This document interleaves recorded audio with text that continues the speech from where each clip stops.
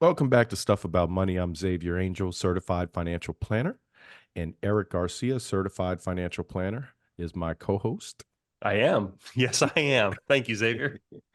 How you doing today? I'm good, X or Javi. I should call you Javi. That's Javi. There you go. Hey, Xavier, did you know that money is one of the biggest conflicts in marriage? I've heard. Let me say Yeah, long-term coupled relationships, most of whom are married. Money is often named as one of the top issues of conflict. And if you don't believe me, we have on the show today our esteemed, he's almost like a in-house couples counselor who we go to when we have questions of couples in therapy. so Dr. Matt Morris, longtime friend of the show. Matt, welcome welcome back. back, Dr. Matt. Hello to both of you. Good morning, and thanks for having me again. Yeah, it's great to support your work like this and to chime in whenever I can about things that are germane to couples and married life. Yeah, I mean, if You we're honest, we bring you on because we're looking for free therapy. That's what I was That's about to cool. say. You help us in our planning. So we definitely Planning. appreciate it. You've helped me in my marriage, just, and you're friends with someone for 15 years who professionally values relationships, personally and professionally values relationships. I mean, you want people like that in your life, 100%. Those are Yeah. the people you want to watch soccer games with and football games with and go to dinners with and raise kids alongside of. That is incredibly valuable. But we're not talking about friendship in this podcast. I brought Matt on, or Xavier and I brought Matt on for a very specific um, conversation that we want to have with him, and we want his insight into this. And Matt and I have actually done some work together professionally in as it relates to this topic specifically. And this is something that Xavier, you and I have had come up more recently in some conversations with some clients. But here's what we're talking about today. We want to talk about the problem of income disparity in long-term coupled relationships. Again, many of whom are married. So income disparity. One person makes more money than the other. That can lead to a litany of very complex issues that I want Dr. Matt to help us unwind. But first, before we get into some of those complex issues, what are in y'all's estimations maybe some of the reasons why this may be obvious, but I think it does need to be stated. What are some of the reasons why we see income disparity in relationships? Well, lately Eric and I have been working with several clients that we have out there, and I think what we're starting to see now is more women are focusing more on their careers, and when they're focusing on those careers, they're going into positions where their salaries are higher than what their significant others now, whether it be attorneys or in the medical profession, whether it's start creating and starting their own businesses and running those businesses, we're starting to see them focus more on their career. Yeah, certainly that's one thing that we're seeing, historically. I would say historically, maybe even today to some degree, by and large, women have paused careers. Xavier, you're talking about like women making more than men, but historically, what Correct. we have seen is women pausing their careers to have kids, raise families, because the men in the relationship have typically had higher paying jobs, and biology dictates that we men can't birth children yet. So that's one of the issues Right. that we've seen. And I think another one tied to what you're talking about, maybe not gender specific, is that just someone makes more money than the other person, Right. right? The Yeah, three of us absolutely. are entrepreneurs. A lot of my clients, Xavier, a lot of your clients are entrepreneurs. Entrepreneurs um, have the ability to drive and generate um, a lot of revenue. So I would say maybe those two things, if y'all would agree with me, are some of the reasons why we see this income disparity. Just one person makes more money for whatever reason, and then also historically we've seen one of the I say women have paused their careers, but I've got friends who who men have, when their wives have higher paying jobs, the men take time off. Right, absolutely. Well, when you have one of those significant others making a significantly higher income than the other, someone still has to run the house, right? Mhm. So when you have that individual running that household, somebody has to pull back. Yeah. And Matt, I'd love your insight on this. So we're talking about the reasons why there might be some income disparity. And I was just Mhm. kind of reminiscing as I was preparing for this. I was thinking about my own relationship with my wife. Jen and I have been married for 20, maybe 24 years, 23 years. We knew each other for a long period of time before that. So it's been a long time since we were dating. But kind of in that dating process, or as we kind of sort through people to choose them as a marriage partner, right? Mhm. We typically have the questions of, and I remember vividly having this conversation with my wife, like, hey, how many kids do you want to have? Do you want to have kids? Like, hey, what are your hopes and what are your dreams? And that typically happens at some point in the relationship. I don't ever remember asking her about her credit score Yeah. or about her debt or about her income. What's Yeah. your experience with that? Yeah, I think today couples are asking that more frequently. They are a little bit more savvy about personal finances and wondering about who they're connecting themselves to, who they're tying themselves to legally, financially, and so Mhm. it does seem like people are having that conversation more. I do premarital counseling from time to time, and one of the topics of premarital counseling is conjoint personal finances, which includes Yeah. financial history and our financial planning or values or ideas about the future. And certainly those conversations, like maybe not specifically what is your credit score, but how much debt do you have, what's your income currently. And couples are marrying later, and so they are often more financially established than you and your wife Jen, Yeah. back in your late teens, Early early 20s, 20s. early 20s, early Yeah. 20s. I appreciate that though. I know Yeah. I don't look like I've been You're married for so 20 young, something years. right? I know.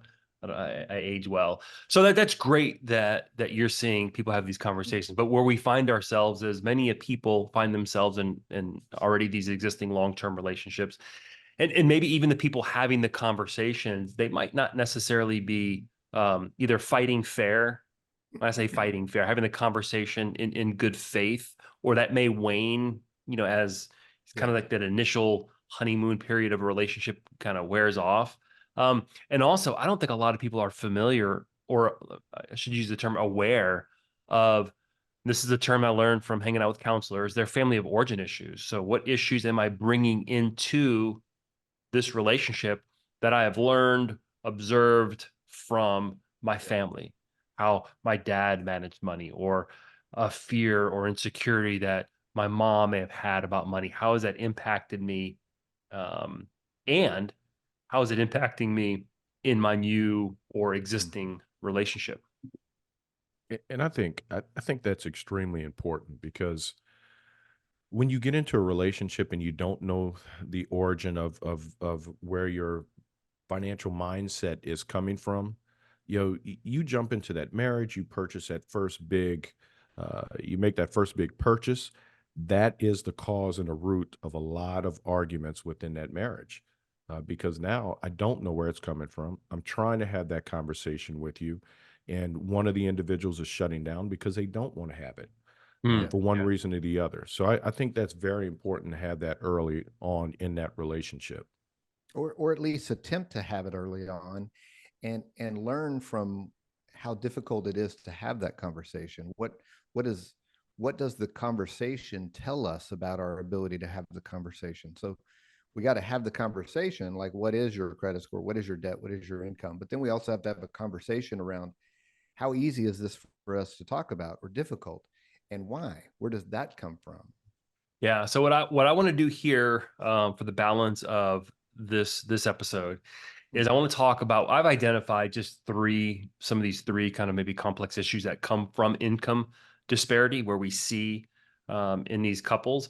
and then get very strategic and tactical on how, Matt, to have some of those difficult conversations that I think are probably, they're not going to get as technical as what's your credit score, but they're going to, I think they're the really important conversations that need to happen before any of that is even addressed. And if you find if there's other issues that you've come across and in your professional work, we'd love to hear about them, but I've consolidated into three complex issues. So let's jump into it. In the first one, the first issue that I find when you have this disparity in income is feelings of guilt and resentment start to generate or start to take hold of people. And we see that in two different ways with the high income earner and the low income earner. So let's talk about the low income earner first, then we could talk about the high income earner. So typically what you see is the low income earner, maybe they make less, or maybe it's one of those situations where uh, a mother has decided to pause, a career to stay home, or the husband has decided to stay home because the wife's career had more promise financially. Matt, in those situations where you have the lower earner, what are maybe some of the issues that you see that they feel in that relationship? Well, I mean, they can feel a number of different feelings depending on the situation. Some of them feel like this indebtedness, like they're living off of someone else's dime. They could feel some guilt like that, like they're a dependent. And that, that not only creates guilt, but it creates a uneasiness of this is not where I wanted life to be. I didn't want to be taken care of necessarily, or I want my contributions to be acknowledged and valued also. And so there's a lot of complex feelings around the person who's staying home if they're feeling that way, if they're feeling more like, am I pulling my weight? Yeah. And is my contribution being acknowledged? So that's over here. On the other side of the spectrum, though, is the feeling of like, am I safe in this scenario? I don't have as much financial access to money. What happens if things go bad? Am I at risk? Have I, put myself in a situation now that I can't get out of? I'm sort of indebted, and what risk come along with that? And I want to circle back to that in a bit and talk a little bit more about that. But Yeah. I think you see all of those different feelings present. Yeah. In my notes, I didn't even put in what you just said. This idea of am I safe? Am I, and a word I like to use a lot is secure, Mm-hmm. right? So you have feelings of guilt by maybe I'm not contributing, and a sense of insecurity. Now take those feelings in a relationship and string them out over year after year after year, introducing stressful variables into a relationship, debt, kids. Xavier, you talked about buying a house, go have kids, have another kid, pay for private school, and then have conversations about college, and never having dealt with that issue. If you're the lower income earner, I mean, you I can think see how that can compound, right? right, and I think that's where that lower income producing individual, they begin to shut down because of that guilt, because they're afraid of, or worried about, am I safe? So you have to have it just to make that other individual, that lower income producing individual, feel safe. Yeah. Because if not, you shut down.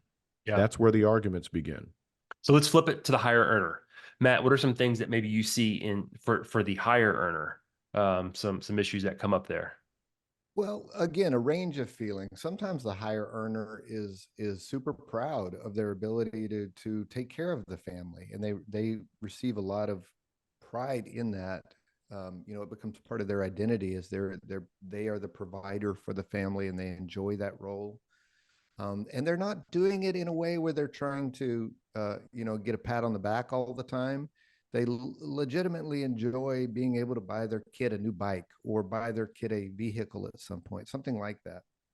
So that's one kind of feeling, is the enjoyment that comes with being able to provide, and that the other spouse doesn't always get to feel, because they don't Yeah. feel like they're getting to really That's what buy what I they was want. thinking about that as you're saying that. Yeah, it feels good. But then like, as good as that feeling feels, how does the other person feel that they're not the ones who are able to provide those experiences Yeah, off their yeah, effort? Yeah. right. The other big feeling that comes up for the high earner is just feeling like they are, it's their money, they earned it, they should get some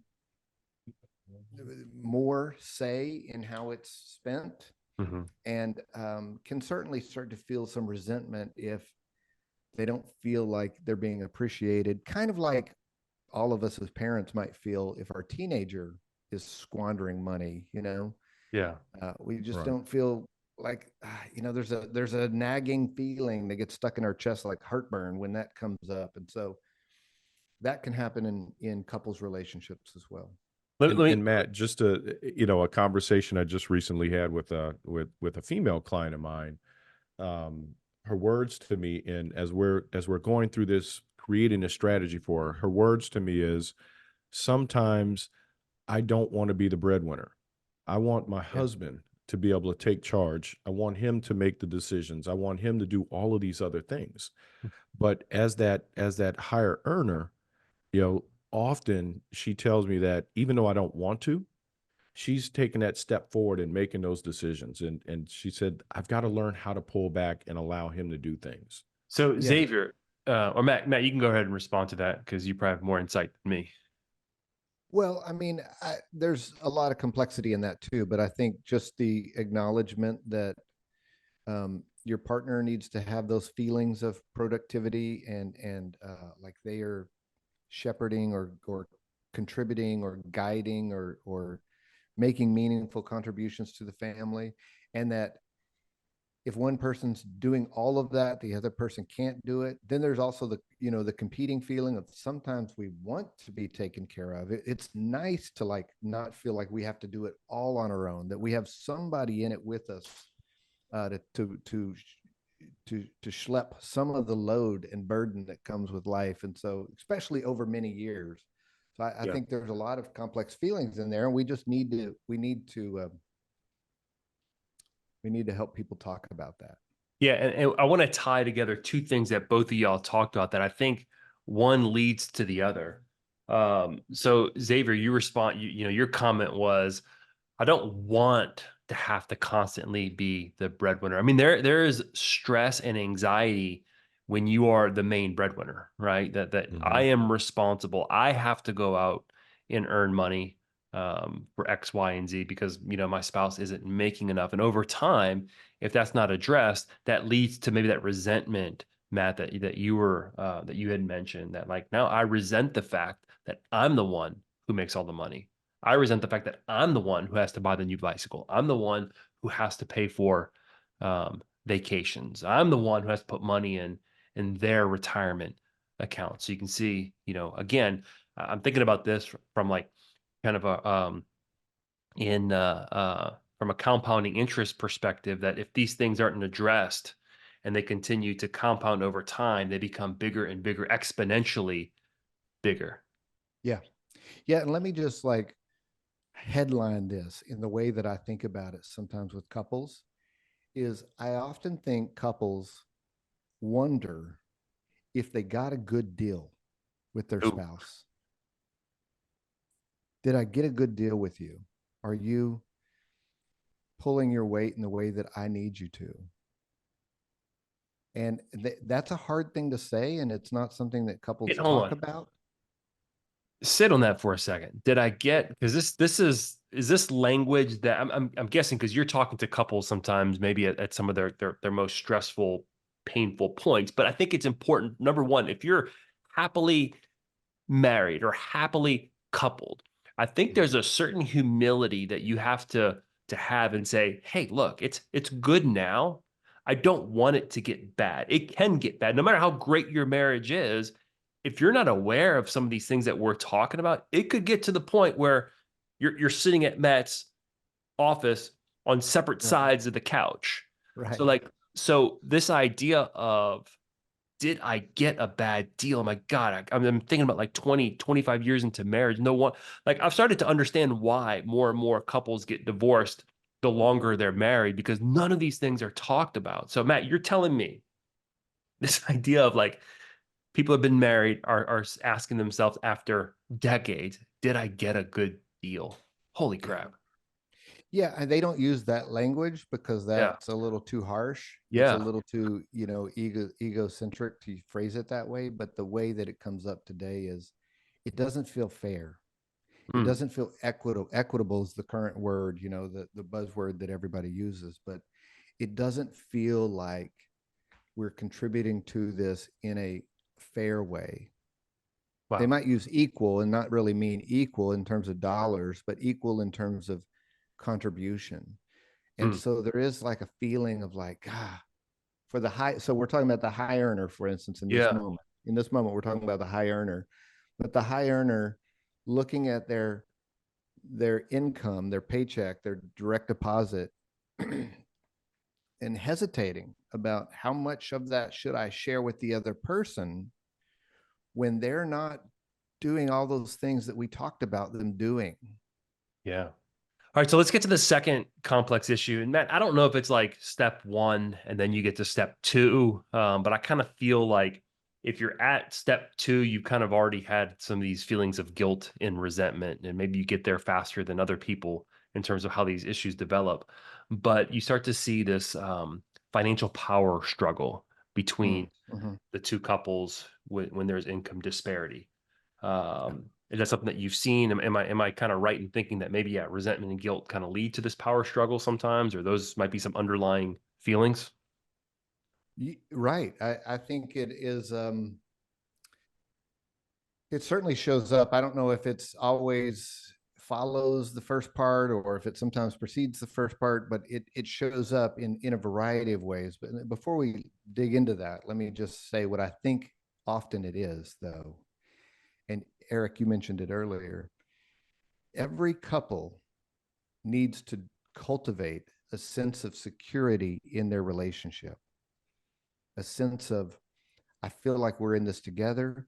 I feel like we're on the same page. I feel like you're there for me in the way that I need you to be there for me. Okay. So that security umbrella comes in a lot of different forms. But one form that it does come in is financial security. I need to know that we're managing our money in a way that's going to take care of us, Mm-hmm. both meet our needs and meet our goals. And so then when you start to feel like you're not getting a good deal in the relationship, and again, people don't say it that directly. They say, this isn't quite fair. When they start to think about that, then they might start to do something with their money Mm-hmm. that becomes a threat to the sense of security. They hide money, they withhold money, they don't talk about all of their spending, they don't talk about all of their their financial maneuvering. Um, and so then when the other partner finds out about that, that's where the power struggle really comes in. Okay. Yeah. Yeah. So let's do this. Since you mentioned that, let me flip number three, number two, talk about them out of order here and kind of in my notes. Um, you were talking about financial infidelity a little bit, right? You're Not necessarily. not okay. Okay. So we'll keep them Not in order. So let's go not to back to the that power extent. struggle. We'll keep Yeah. them in order. Okay. So, the high, let's talk about again, let's break it up between the high earner and the lower earner in this power struggle that and I've heard people say this. Um, the high earner feels that they're the authoritative one in the relationship because they're making the money. They feel that they have the power. And I've heard people say, this is my money. I make it. And it's almost like they're giving an allowance to their spouse.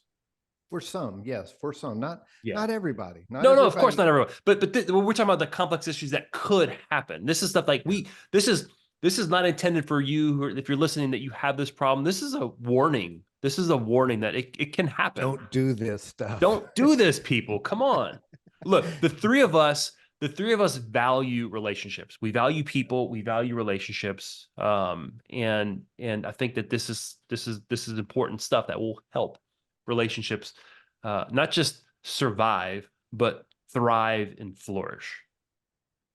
And I've, in conversations with clients that are in this position, you often hear from that lower earner, you know, my wife said this, my wife has done this, and she keeps nitpicking at this, and this. And through that, that individual tends to pull back often. I mean, it's The you can't go lower through earner you can't pulls go back. through a relate. Correct. The lower earner will begin to pull back and shut up and shut down. Well, because like if I make more money and I want to, and for whatever reason, I'm starting to exert my authority as the one who makes the money, Matt, because you talked about this idea of security, right? If you don't make the money, you're a little bit kind of at a disadvantage in some of these conversations. Already, right? Yeah, all of a Right. sudden I'm unilaterally, maybe not making 100% of the decisions on my own, but I'm exerting my influence on those decisions, and sometimes unilaterally. I'm working with a married couple now, and it's gotten to a point where neither one of them want to have that conversation regarding money with each other. And so what has come out of it is they've contacted me each separately and said, look, I need you to talk to the other one, and let's figure out where everything is, because I can't afford to pay my bills anymore. I don't know where money's coming in, what the significant other's income is. Mhm. And so my job now is working to bring them, it's like we've got to have this conversation together. You guys can't continue down that same path and butt heads because you don't want to have that conversation. Mm-hmm. It's hard, but it needs to Yeah. be done. We need to have that conversation. Yeah, two common ways in which this security thing get activated for couples today is where one decides to stay home with the kids or not, or leave the workforce for a little bit to raise some kids. And so the other one is making all or most of the money for a while.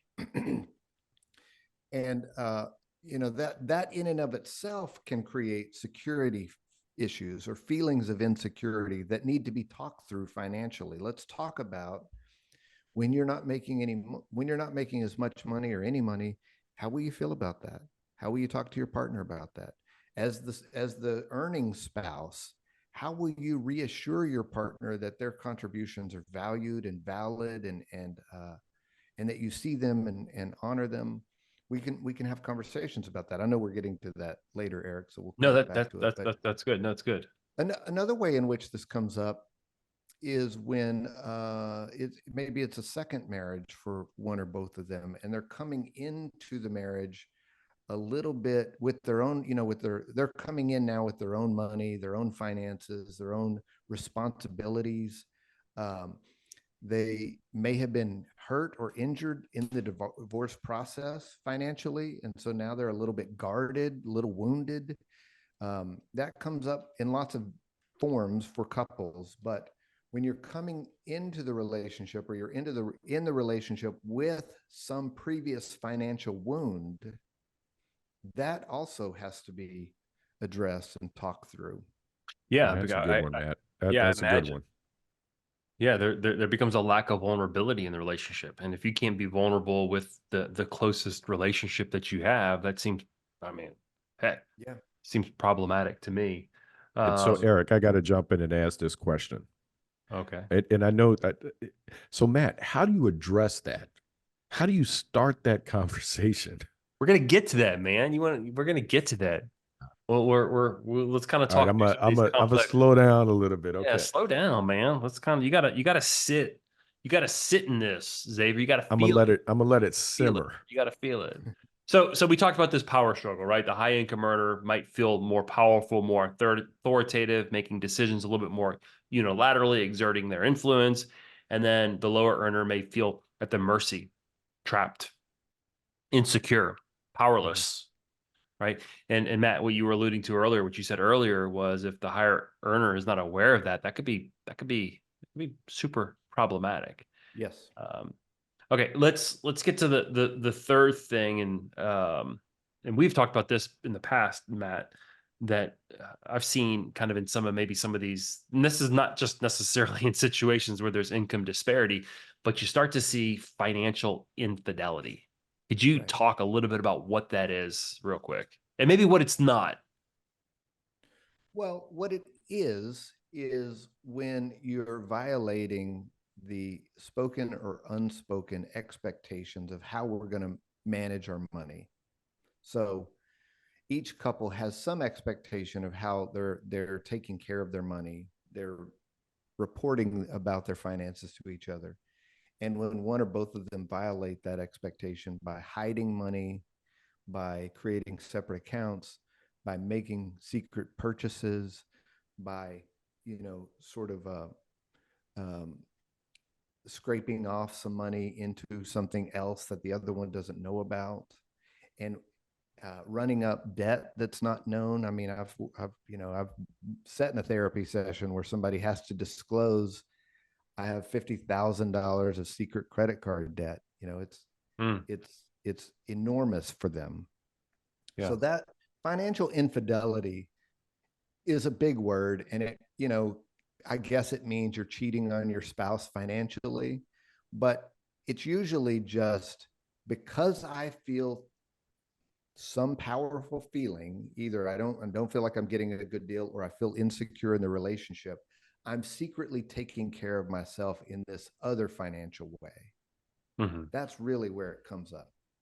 I talked to someone years ago, and it's kind of maybe it was one of like the first thing that kind of opened my eyes to this idea of like, whoa, this is money's complicated stuff. This person Yeah. was slowly funding a divorce fund, like squirreling money away to Yeah. build some security to be able to get out of the relationship. Right. And when you grew up in a household where, this goes back to your family of origin comment, Eric, when you grew up in a household where there wasn't enough, or when it was squandered and you had to like live without lights for a bit, or when you saw your parent get screwed financially by the other person, Hmm. or when you receive the message over and over and over again throughout the years, you have got to take care of yourself, you've got to be prepared for everything, you've got to be your first line of defense, you are your own insurance policy, Mm. then people will squirrel money away, as you said, age a hard feeling that they're feeling. What we need them to be able to do is to acknowledge that and talk about it and address it together. And along lines of this idea of financial infidelity, it could be you're hiding spending because um, kind of we go back to point two about this power struggle. Like I don't want them to find out that I spent money on this, so I'm Yeah. hiding my spending, or I'm lying about. Heck, maybe maybe you get a pay raise at work and you don't disclose it to your spouse, and that's the money that you're using to blow. So you hear you're living this privileged, life of I got money to spend because I'm earning it, and I'm not disclosing it to my spouse, and I'm hiding maybe some things, or maybe I'm kind of lying about it. That's Yeah. problematic. I'm not equating that, all of that, up to the Yeah. level of financial infidelity, but there's certain, it's a slippery slope, when you start to lie about expenses. All of us have probably wanted to hide an expense from our spouse. We have probably not wanted to explain to our spouse and defend to our spouse why we want to purchase that, whatever it is, that concert, Mhm. that very expensive concert ticket, or those, whatever. You and I, Eric, have talked about this in the past, and a example that we used in the past was, you and I both have a lot of shoes. Sometimes we want another pair of shoes. And we don't want to have to explain that. And so partners will, you know, they'll hide that. It's not actively lying all the time. It's I don't sometimes have just any passive. shoes that I've hidden from my wife, Matt. It's not passive. It's just passively If non-disclosing. if you feel better about yourself by pulling me into this, I got you, Right. man. I got you back. Right. Thanks, man. Xavier, you maybe that relates to you. You like shoes, and sometimes have to hide your shoe expenses. I don't hide my shoe expenses. Good job. It Yeah. And yeah, I think my wife buys my shoes for me, Okay. at least with me when I buy them. yeah, The point being, not everybody wants to have to explain all of their expenses. And the the higher earner spouse sometimes feels justified that they don't have to explain all yeah. their expenses. They feel like I earned Well, it. it's easier. The lower earner spouse, though, also wants to spend some money and doesn't want to have to ask permission all the time, doesn't want to have to feel like they're getting an allowance. And so the couple has to create some avenue for that person to also have some discretionary spending money. Yeah. So, and I'm not suggesting here for 1 second that if you've been married for a long time, you're going to have all of these issues. I think we experience all these issues in some degree or another. But I think it's really important that we recognize that relationships are hard. Relationships can be messy, and money is a flashpoint of conflict, which is normal in a relationship.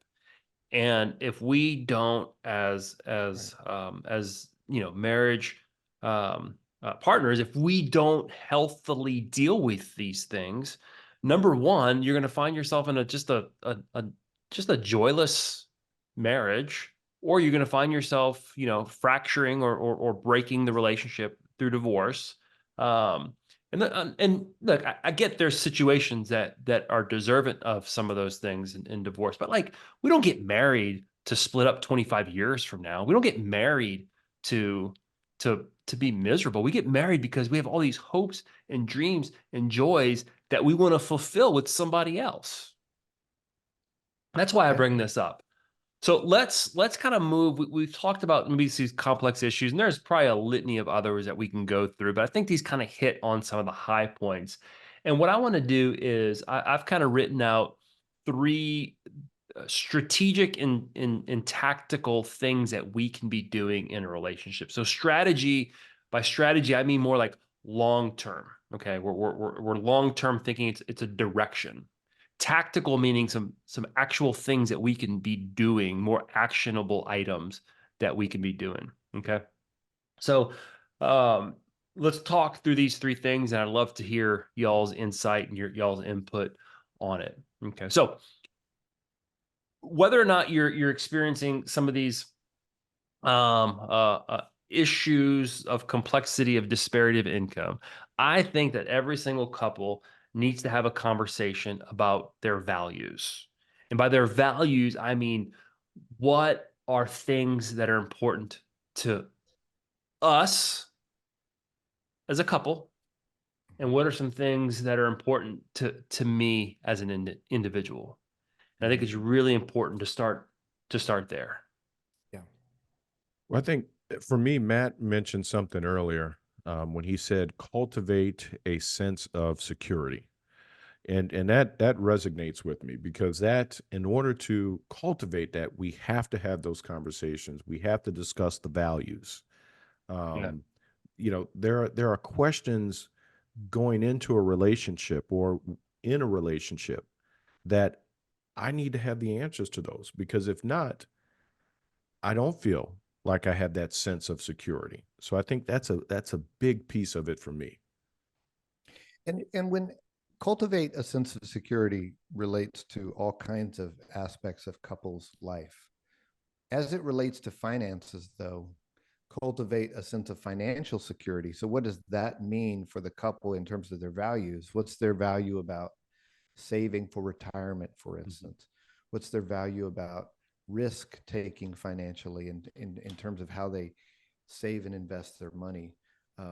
It's a value for my wife and I that we're able to take vacations. So that has to be part of our not only vacations, but family trips. That's a part of our value.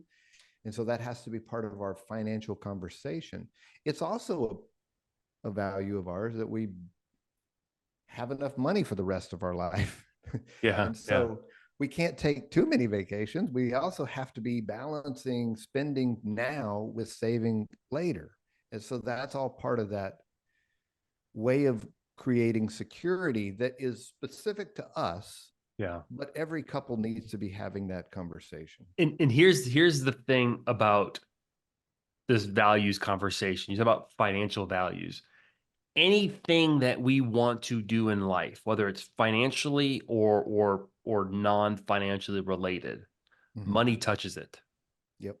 So it is incredibly important that when you're having this conversation, it's not just what's important to us financially, but I'm talking about like at a deeper level. Like our health is really important to us. We value our health, right? Mhm.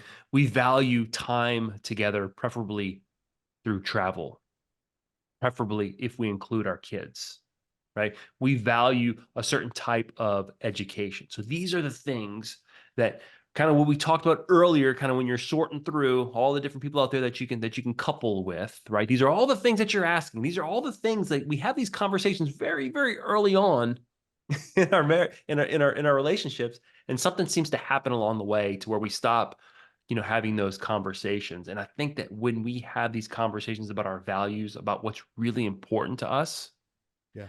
it makes having the harder conversations that we've been talking about earlier, a little bit easier to have. And maybe I talked about some tactics here. I think when we're having these conversations, or if we find ourselves in a situation where we're fighting about money, I think sometimes, having the conversation and going back to these values and saying, not like we should, or we have to, or you should, or you should have to. It should, we should replace those statements with, hey, this is what's important to us. Hey, this is what I remember you telling me is important to you. Yeah. And that becomes a foundation of, Yeah, and just as a strategy for that, like an actual activity couples could do, is just create a living document that is entitled financially. It's important to us that we dot dot dot, and then just start a numbered list of things that are important to you, and update it every year as circumstances change. For instance, you may start out by saying it's important to us that we take a vacation together, and later that becomes it's important to us that we take family trips together, yeah. or it's important to us that our kids go to this particular school that costs this particular amount of money. um, that might things might change, but if you just get in the habit of stating or listing out loud your values and returning to them and modifying them yearly, it'll at least give you something to come back to. You're going to Yeah. leave something off. So inevitably, you're going to need to add things. So be open to just keeping that list running. One of the conversations that Not, we have with our financial planning clients is developing a statement of financial purpose. It's what's Mm-hmm. important to you and why. And we keep that in front of our clients. And I've actually told clients is, hey, yeah, that you can make that decision with your money, but you've told me before that this is important to you. I'm not going to tell you not to make this decision, but this is what you said is important to you. Does this decision align with that? Which actually leads us to kind of the second strategy and tactic. But before I get there, Xavier, you were going to say something. I don't want to. yeah, I was just going to say, and this is leading into your second bullet. So if you want to jump in there and talk, that great. If not, um, creating that statement, it helps us for those common goals. Eric and I, probably back in April, we were on here and we stated what we wanted to change and what we wanted to do for this year. And Eric, if you remember, we talked about experiences with the family, spending more time with the family. Back in January, I Now, think. Back in was January, it could have been January, not correct? April, because we're in April. That's right. I So got you though. time flies. Yeah. Time flies. So we had that conversation together. He and I, we were on the podcast, and we were talking about what we wanted to do, what our goal was for the upcoming year. If we wouldn't have had that conversation with our spouse, with our significant other, they may not have been on the same page with us. And whether or not that was our goal, it may not have happened because they would have been thinking something completely different. So I think having a conversation, focusing on common goals first is a Yeah. great piece of it.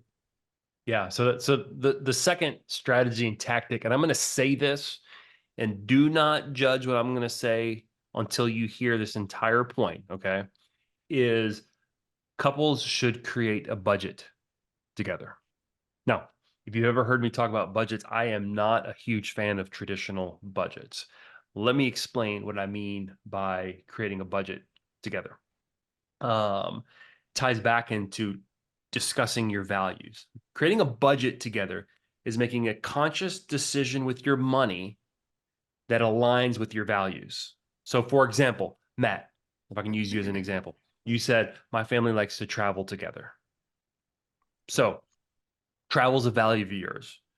You and your wife decide that y'all want to go buy a brand new, $120,000 latest electric vehicle. And you come to me, hey, we're going to buy $100,000 latest electric vehicle. I get to say, hey, is that going to prevent you from travel this year? And you can say, yeah, we won't be able to take our trip. What's more important to you? Having this vehicle. I always pick on cars. People, I've got nothing against cars. It's just an easy thing for me to pick on in this conversation. What's more important to you? Having this car or funding something that you've told me is in alignment with a value of yours, right? So to me, that is a budgeting decision. We shouldn't start our budgeting conversation with cutting joy from our life. What can we cut? We shouldn't start there. We should start with what decisions do we need to make that support our values? And I can almost, like I say, I can guarantee you, but I can almost bet that the things that you want to cut will naturally fall off of your spending because you're finding so much joy and so much fulfillment and security and funding the things that are important to you. Because if funding retirement is important to you or being financially secure for your life, as you grow old, well, then you're going to start making some of those decisions to support that value. Yeah. Okay. And to connect this to some things we were talking about earlier. So if there's a conversation in which the spouse that earns less money is able to express, hey, I feel a little bit insecure about our finances. I feel a little bit like I don't have equal say. I feel like I got to ask for money. Then a value could be created that says we don't want that person to feel that way. And so now we turn that into a budgeting action item. We're going to put money away into, let's say, a life insurance account or a savings account or a slush fund just for them, a discretionary spending account just for them, so that they feel like they have some money that they don't have to, ask for. On the high earner side, may feel like they're not, they're making money, but they don't get to really enjoy it. That might turn into a budget issue of let's create an account for them, a special account where they get to divert a little agreed upon money. Yeah. And then they get to spend that money. They get to go to their concerts and their sporting events or whatever it is that they like, that buy their shoes. So I'm a huge fan of budgeting kind of discretionary money for either for both people, right? I think you should have spending limits. We're not going to spend X amount outside of that budgeted discretionary money. That kind of allows people to, to relieve the pressure, so to speak. I can go play golf if I want to. I don't have to ask my wife's permission or whatever, the concert that you mentioned. But that's an agreed number. And, it's not because I can hide things from you. I just don't want to ask for permission. I don't want to feel like I have to get your blessing to go to a concert that I want to go to. Yeah. So budgeting, having a conversation about an agreed upon amount of money that doesn't have to be discussed, I think is helpful to address this power imbalance that both people might be feeling in the relationship. I have a value that we're able to respond to unplanned financial needs. For instance, my one of my air conditioners went out last week. it's April. It's not too hot yet, but it's going to get there, right? Yeah. And so we needed to replace an air conditioner. That's an unplanned financial expense. But because we value being able to respond to that in our budget, we divert a little money to an account just for that. And you all, Erik, Xavier, you all helped me figure out that we can divert that money by setting up a second direct deposit. So we don't even have to think about it. It just happens automatically. Mm-hmm. And it's just a setup process, and then the money's there, and that creates security for both my wife and I to know that we hate to replace our air conditioner, but we're so glad that we took steps to put money in place for that if we ever needed it. Yeah, Matt, you and I recently talked about one of the podcast episodes. It may have published right before this one about building margin in our time. I talk about building margin in our finances. And, you know, if you're in a position to where you can build margin in your finances, that could solve a lot of conflict in in a marriage relationship. And reduce the feeling that you're not getting a good Yeah. deal, and increase the feeling that you're getting that you're financially secure. So how you plan your money really does affect, you know, the umbrella big feelings of of we're happily married, we're happily a couple. Yeah. Let's go to our third kind of point here, is creating a fair division of labor in the relationship. And by division of labor, I'm talking about that you have roles defined in the marriage. If you remember, Matt, Xavier, I think you remember one of my all-time leading blog posts in terms of reads is a blog post I wrote many years ago called "I Can't Afford My Wife." And this was my wife had taken time out from teaching to raise the kids. And I came across an article that talked about the value of the homemaker, right? The spouse that stays home. And what it did was it broke down all the aspects of labor that a stay-at-home parent performs. Personal chef, psychologist, administrator, CEO, nurse, and it assigned a value to each of those roles. And so I took the test, and I think I came up with this. I came up with the value that my wife at the time, this was like maybe 7 or 8 years ago, I had to write her a check for 147,000 and some change every single year, and you know, therefore I can't afford my wife. What that article did so beautifully, I think, was it put a value on this idea of labor in the household. It's not just who's out working, but there's work that needs to be done in the household. I'm going to tell this story, and then I'd like to get y'all's responses.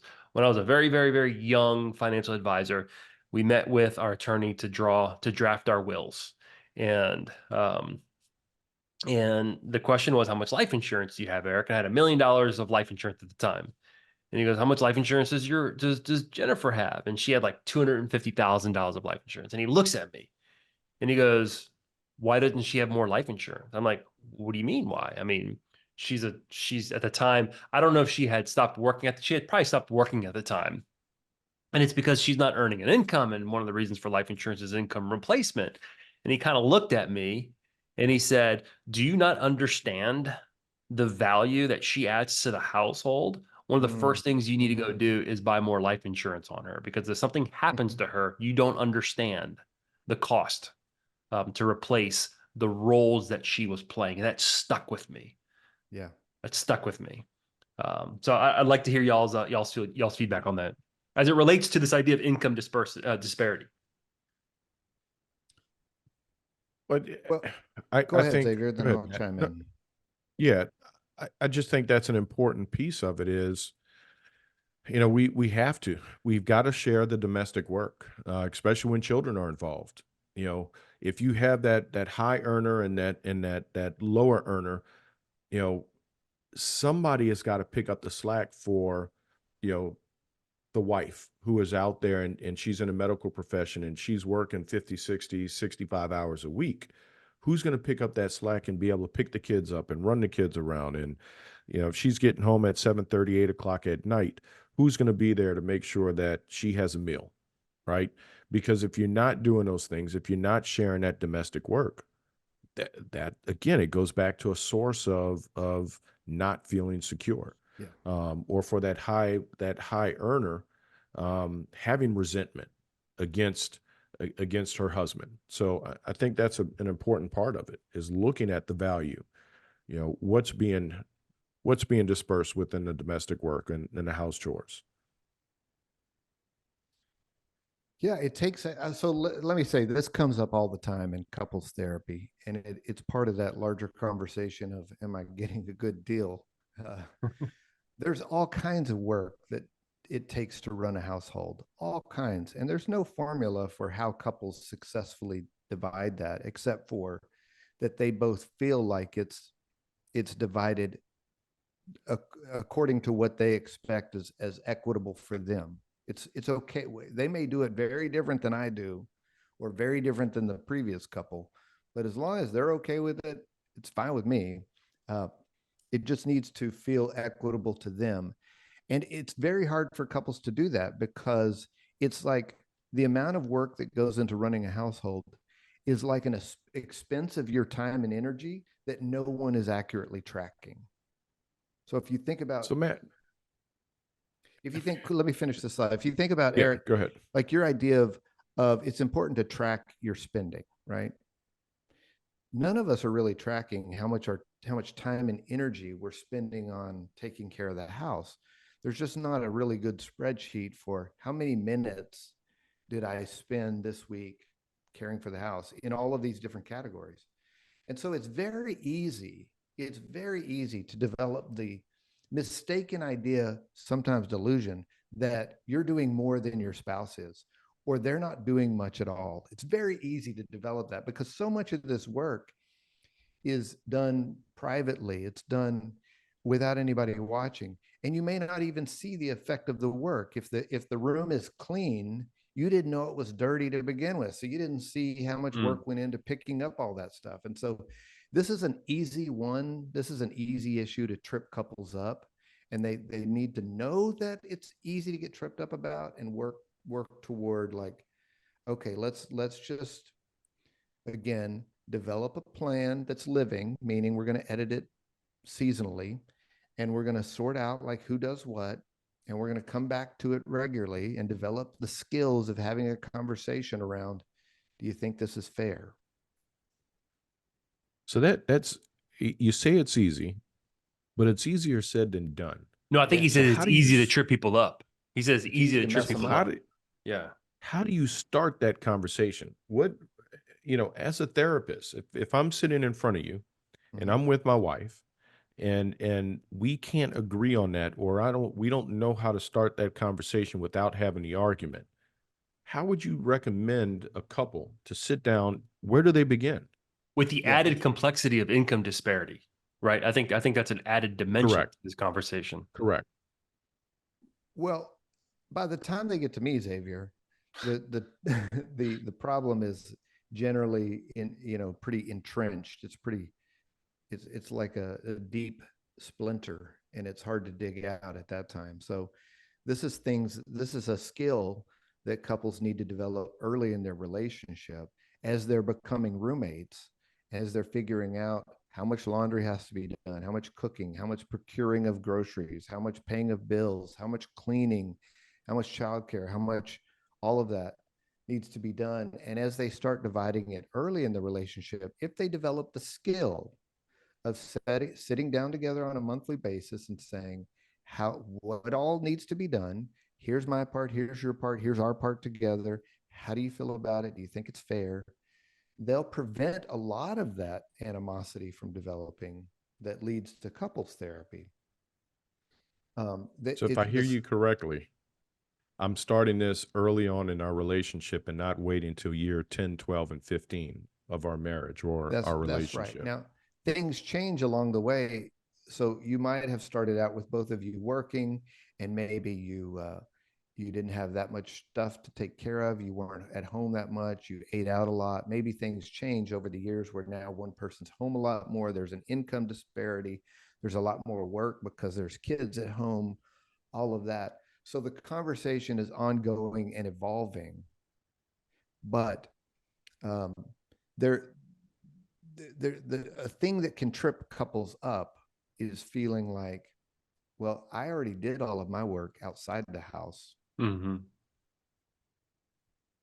You benefit Yeah. from my income, so you got to do all the work inside the house. Boy, that's going to create a lot of resentment. Then there's also like this gender stuff where it's like, well, you work in the house because you're a woman.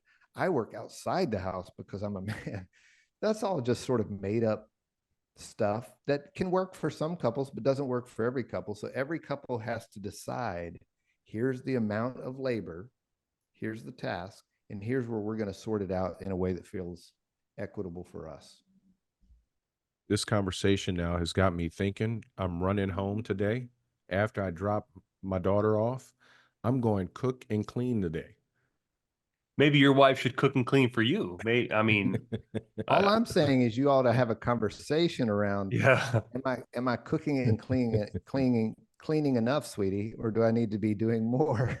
I'm not suggesting that Well, your wife should cook and clean for you. All I'm suggesting is we don't know that you're the one who should be cooking and cleaning, right? no, I know. I'm just thinking in my head, maybe I'm going home today and do it just because, not because I have to, just because. Here's how I see this division of labor issue. And someone told me this a really long time ago.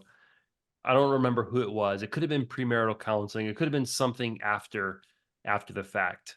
But this is how they put it. If you and your wife each give 50%, right? It makes 100%. Everything gets done. But the problem with that is if one of you wake up and only give 30% and the other is giving 50, only 80% is getting done and y'all are not meeting, and that's going to create conflict.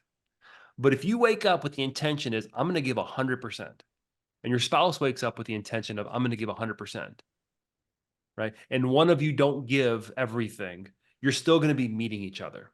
Now, I think that's a little bit of hyperbole, like giving 100%, right? You're doing 200% of the work. Obviously, you can't do 200% of the work, but the sentiment is there will be times in marriages where someone's going to make more money than the other, and that might flip at some point, right? There may be times in a marriage where someone's carrying more weight than the other. But if the attitude is, hey, we're making a commitment to each other because we think that this is good for us. We're entering into this relationship voluntarily because we have some hopes and dreams that we think we can reach together better, more effectively. And I like the idea of going through life with you by my side. Mm-hmm. Right? These are challenges that we're going to be faced that we've discussed today. And I'm just so thankful, Matt, for your insight and just how you approach the issue that helps us, not just survive a relationship, but flourish and thrive in a relationship. And to Xavier's point, if you're 20 years in or 12 years in and you haven't had these conversations, right? This is a long-term relationship. We can get better. Right. We can grow People get better all the time. all the time. Mm-hmm. You can, in fact, teach old dogs new tricks. You can. It gets harder the older you get, but you can. Matt, It's always doable. thanks again, man, for just your constant contribution to our show. Is there anything that maybe you want to close us out with, or I'm kind of giving you that last opportunity to drop some gold on us? Well, and thank you for having me. It's always a pleasure to have these conversations with you all. Two thoughts. One, as we said there, it can get better. You can work on this stuff. You can get better. They can get better. Y'all can get better together. So keep working on it. It's like, it's like cultivating a garden. Sometimes that you water it. Sometimes you plant seeds. Sometimes you got to pull some weeds. That's okay. Just pull some weeds. It can get better. Erik, you have redone your garden several times, and it always looks a little bit better. But the second main idea is that relational security is the goal. We feel good with each other. We feel like we got a partner, and your finances play a really important part in that. So just keep asking yourself, are we managing our money in a way that causes us to feel like a team, to feel like we're secure, to feel like we're safe together? If you are, you're ahead of the curve. And so keep working toward that. Awesome. Matt, you have made me a better financial planner just through our relationship. Xavier joining the team a few years ago has benefited from all the years that I've had the opportunity to spend with you. So thank you, man. Appreciate you. And for all of our clients, if you ever meet Dr. Matt, thank him for the value that he's added to us. Love and money.